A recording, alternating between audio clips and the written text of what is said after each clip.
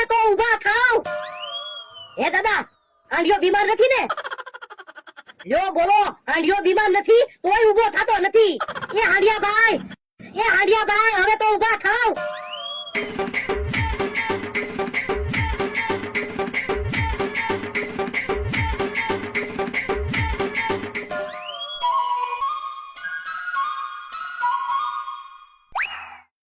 એ હાંડિયો ઊભો નથી થતો. હાસુ હો, હવે ભારે થઈ.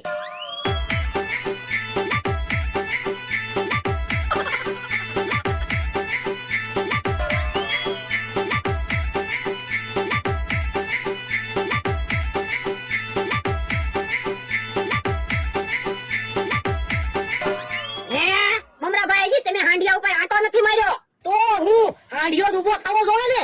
તો પણ અમારી જેમ ઘોડી ઉપર બેહાય ને. મને થોડી ખબર હતી મારા વજનથી હાંડિયો ઊભો નહીં થાય.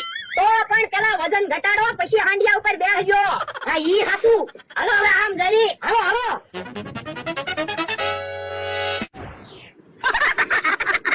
કેમ લ્યા દાંત કાઢો?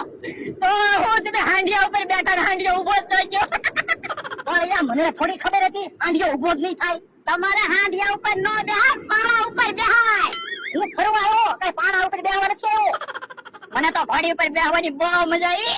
મને તો ઘોડી પસાડે. તમને ઘોડીએ પસાડ્યા હોત ને તો સારું હતું. બધા મારા દાંત તો ન કાઢે. હવે વાત તો નથી કરવી, હવે ક્યાં જવું ઈ કયો. હવે હાંડિયા કે ઘોડી ઉપર નથી બેહવું. હાલો આમ થઈ. એ હારો.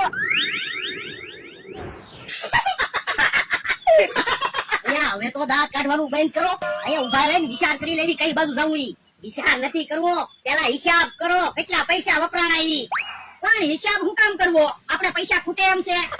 ના તો પછી ફરવા આવ્યા તો બળતરા હું કર્યા કરો. ફરો ને આ ઈ હાસ હોય તારું. તો બોલો કઈ બાજુ જવું છે? આમ ડબલ પેડલ વાળી સાયકલ છે. હાલો સાયકલ હાંકવી. સાયકલ હાંકવા નથી જવું. મારા વજનથી હાંડિયો ઊભો ન છો તો સાયકલ નું ટાયર ફાટી જાય. આ તો પણ કઈ જ નહીં ક્યાં ફરવા જવું. હાલો આમ જઈ તો ખરા. હાલો પણ મારે ડબલ પેડલ વાળી સાયકલ હાંકવી છે.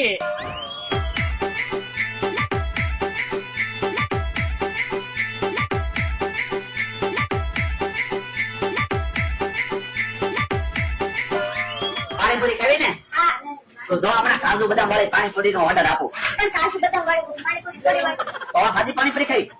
તો એમ કે ને સાદી પાણીપુરી નો ઓર્ડર આપો. એક સાદી પાણીપુરી આપજો. તૈયાર છે. લે તું પાણીપુરી ખાને ત્યાં હું મમરાભાઈ ને ફોન કરી લઉં. હા.